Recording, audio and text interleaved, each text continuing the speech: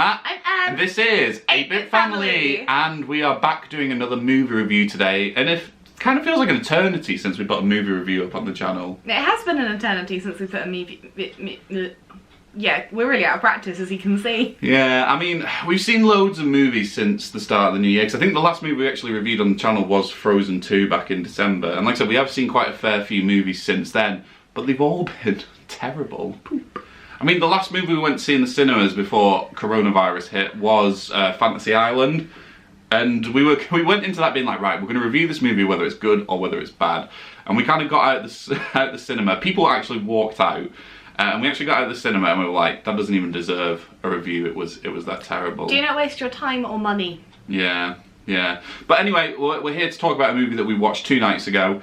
Obviously, because of coronavirus, the film industry's taken a massive hit and they are releasing a lot of movies online for you to rent. Kind of prices aim between about £40 to £20 to rent it. But obviously, if you've got a full family of like 4 or 5 people, £14 to £20 to rent a brand new movie is standard price, isn't it? I thought you said 40, like 40. And Oh, I was like, no. how are you so casual about that? No, it's about 14 to 20. I think when we saw The Hunt, it was like $15.99. Yeah. But yeah, that's the movie we're reviewing today, by the way, The Hunt. And what an incredible movie it was. Like, I really, really enjoyed it. Yeah, me too.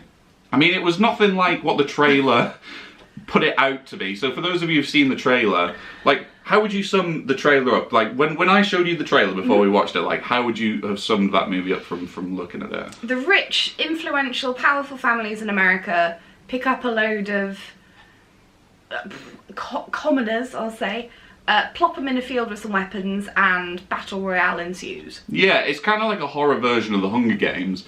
However, the movie turned out to be so much more than that. It's like social commentary, political commentary, part comedy. Yeah, there was some genuinely very really funny tongue-in-cheek, moments. and it's a very gory horror movie. The gore is sparse, but when they show it, it's in full Technicolor glory. Kind of like levels of kind of like what the Final Destination movies do in terms of their gory. It's very like, like in your face. Do you know what I mean? You don't know what I mean, do you? What you mean? As always, before we jump into it, spoiler warning in place. But this time, like, really, guys, come on, spoiler warning in place, because the trailer is so... misleading. Yeah. Yeah. Yeah, but in a good way. Yeah, 100% in a good way. I mean, like, the perfect place to start is that the main character, or the poster girl of the movie, whose name escapes me. And Emma Roberts. Emma Roberts, that's the one, the girl from American Horror Story, the one who plays the woman from American Horror Story who plays the blonde, nasty character in most of the series. She's been the poster child of this movie since day one. She's been on all the posters, she's been in all the trailers, all the promotional material. The movie even starts with her, and the first 2.5 minutes of the movie concentrates pretty much solely on her. And then they just kill her off. Yeah. And we were like, just sat there like, that's what? That's a bit of an underreaction. Should we recreate the moment her head is blown off? And we were like, what? What? we were like, what? We were convinced that it was like some sort of conspiracy and that she hadn't really died and she was going to come back and be in it or something like that. But no, that was it. Like, we were really shocked. And then like the second character, the old red hair-ish woman. Redhead. Yeah, she's an old redhead. Mature redhead woman. She was like kind of the second character that the trailer hones in on. I'm sure she is, but now I'm questioning myself. I think, no. Is it the Mandela effect when you misremember stuff? I'm pretty sure it's the redhead, because we were talking about it throughout the entire movie. They concentrate on her a lot in the trailer. And then same with her, they just kill her off again within 10 minutes of the movie. She did a bit better, but same again. I thought she was going to be like what word am I looking for? Like the one who protagonist, but like a bit tougher. Oh right, a bit cooler, a bit more with it. But now she went as well. And yeah, like I said, the trailer's very misleading. So it makes you think that these guys are going to be the main stars of the show, and they kind of just sneak this one character in there who, within the first 5 minutes, it's made it look like she's a bit of a nut job, bit of a crazy one. I mean, she is and she essentially becomes the main character within about 10 minutes of this movie. But there's so many twists and turns Like, so many. I had no idea where this movie was going to go. One bit I really liked, in the trailer, you see that they visit, like, this little Ma and Pa's, like, gas station. And in the trailer, it's made to look like they clock on that it's all a lie and they're not really in Arkansas. But the group go in there, and then they get gassed. Yeah. Again, something that wasn't in the trailer. There was lots of, like, shooting in that section in the trailer, but they get gassed, and I was like, have they reshot this movie completely different to the trailer? We were like, we thought it was a different movie. Have we got the correct version? We've not got, like, some spoof version we've paid for. But, like, I wasn't expecting it to be a tongue-in-cheek horror comedy. It reminded me a lot of movies like Ready or Not, which we also watched recently. Yeah, really similar in that I don't even know.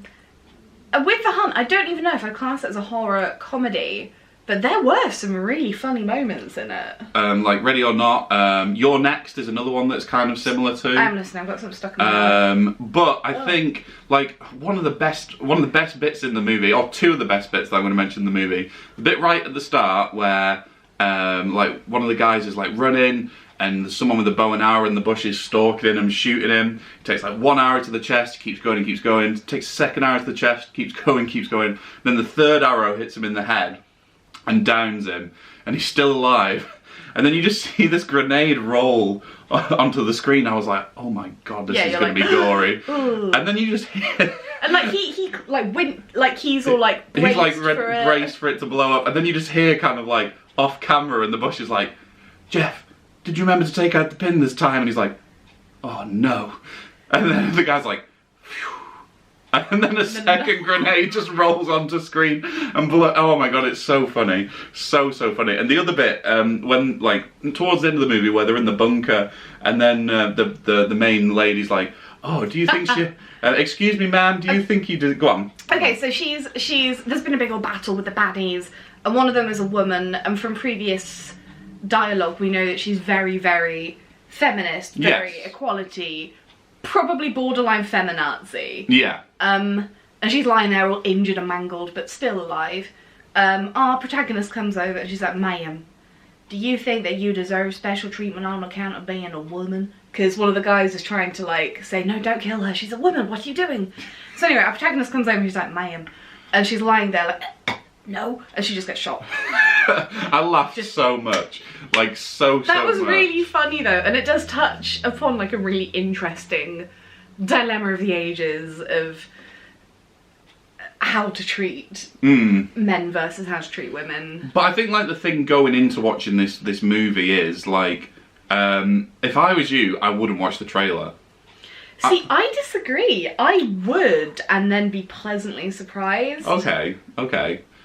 I get what you mean, but I think like if we'd have gone to the cinemas like we were planning on doing, and I hadn't watched the trailer, and I'd have just watched that movie, I would have like been in absolute stitches at points during that movie. Because like I said, it is a social commentary and it is a political commentary, but it's done in such a satirical way.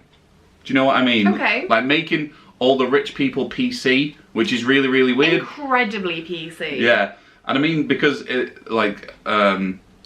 the rich people, like, they don't like being homophobic, they don't like being racist. At one point, someone refers to a group of mixed genders as guys, which is something I do. And the woman pipes in like, guys, and he's like, yeah, I'm sorry, I gendered it.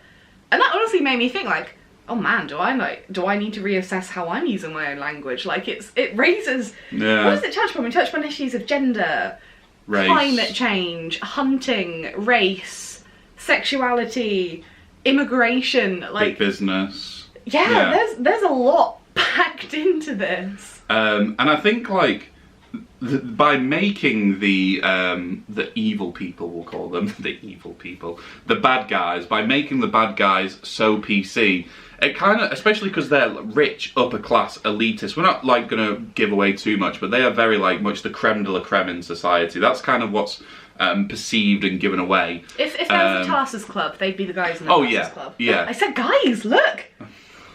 But by making them so PC, it's kind of like it's a new stance on it, because usually in horror movies, the rich elite are very Classist. Very classist. Racist. Yeah. Homophobic. Ableist. Like all of that. So it was a really nice, fresh take on it, I think. It added a new layer of conflict, because I was finding myself, not with how they carried it out, but I found myself agreeing with some of the ideas. Like, a picture comes up where they're selecting who they're going to hunt, and it's a man next to, holding like a hunting rifle next to a dead rhino, clearly showing that he hunts beautiful animals. And my initial reaction to that is, oh, you monster. But then that's what they felt as well, and now I'm like, oh man, like, 10 out of 10 for ideas, maybe 2 out of 10 for execution. Yeah. Execution. No pun intended. But I think, like, as a whole, for me, the movie was spectacular. I think Blumhouse did an absolutely sterling job, and especially as, like I've said many a time, Blumhouse are sometimes a bit hit and miss. They're very hit They and miss. either release incredible movies or very meh to disappointing movies. There's no middle ground with Blumhouse, I think. They've released some real stinkers. And I think this was an absolutely golden release for Blumhouse. I think it's what they needed, especially after Invisible Man, because Invisible Man was such a good film. Again, unexpectedly good. I enjoyed it more than I thought I would. Atawi, come here. That's just the cat being a Buggins in the background. But yeah, I think if we were to sum up the movie, if you're after, I'm going to call it a horror comedy. If you're after a horror comedy that touches on political and social issues in a very tasteful way, actually, Okay. It's hard to bring stuff like that, in my opinion, to a horror movie, and I think they make it. I think they put them in nicely where it's not too wedged down your throat, but makes you very like you were sat. I was sat there going, "Am I a bad person? Do people I know, are they a bad person?" Do you know what I mean? Like, and it wasn't rammed down my throat. It was very subtle, the political and social standpoints. But it made me think enough about it where it proper got my brain ticking. And okay, I'd agree with you on that. It's put in just enough so it's kind of there in the background in your head, like, huh. Yeah.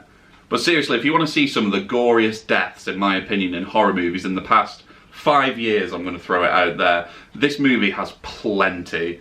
There's plenty of heads blowing up, there's plenty of people getting impaled on stuff. And then chopped in half. It's so good. And I mean, the fight scene at the end, without giving anything away, what you said, it was very reminiscent of... Oh, it makes me think of Kill Bill. Yeah. So much. The opening scene in Kill Bill, it really, really made me think of that, and that's an iconic scene. Really enjoyed it. Yeah. But I think if I was to give this movie a rating, I'd probably give it an 8 out of 10. Really, really enjoyed it. We'll definitely go and watch it again. If they put it in the cinema again, Atari, she's at it again. She loves the screen time. If they were to put it in the cinema when we come out of isolation, I'd probably go and watch it in the pictures. I'd really like that. Yeah. That's what I said while watching it. Like, can you imagine seeing this on the big screen? I think this is a movie that would benefit from that. Yeah. Not that it was bad viewing, but I think just having that experience would be really, really cool. Yeah, I mean, what would you give it out of 10? I think I'd agree with you. An 8 out of 10. I think I'd give it an 8. I mean, like, we've watched it on the PlayStation Store. You can watch it, I believe, on Sky. There are several places you can rent it from now, so definitely go and check this movie out. I think what we're going to try and do for the rest of isolation is try and watch some of these big screen movies that have come out recently. So Onward's due to drop on Disney Plus very soon, so we're going to do a review of that. Quiet Place Part 2 is due to drop online. Ooh, I forgot about that. So we will watch that from home and do a review of that review. But I think just while we can't get out there and do as many vlogs outside and as many unboxings, because a lot of places aren't delivering at the minute, we'll try and get as many movie reviews done as possible. But yeah, I think that'll do it for this episode of 8-Bit Family. It feels good to be back. It definitely does feel good to... Bit rusty. I know, yeah. But we got there. We'll find some stuff to fill the time. It may not be our normal sort of stuff, but we still want to be making content, don't we? Oh, 100%. We still want to put stuff out there for you guys to watch, because it's very weird right now. Yeah. So the more we can do that's normal, the better for everyone. But yeah, if you liked what you saw today in this video, please do hit the subscribe button down below. I have a question real quick. Go on. You, on our movie reviews, put the trailer sort of here-ish, don't you? Yeah. You said you wouldn't watch the trailer. Are you going to put the trailer in there? I'll put the trailer in, just because we Aww. usually do. Don't watch the trailer. Here's the trailer. Yeah. But yeah, as we were saying, please do subscribe to the channel to keep up to date with all of the latest 8-Bit Family videos. And hit that ding-a-ling-a-ling-dong bell. I've not said that in ages. Good. So you can keep up to date with all of our content. But yeah, that'll do it for today's video. Enjoy the rest of isolation. Stay safe, more importantly. Please don't take risks. Your health is worth more than that. Yeah. And we are here for you to entertain you during these dark times. We are here for you to... Yeah, okay, that makes sense. Yeah. Anyway, we will see you guys in the next video. Bye!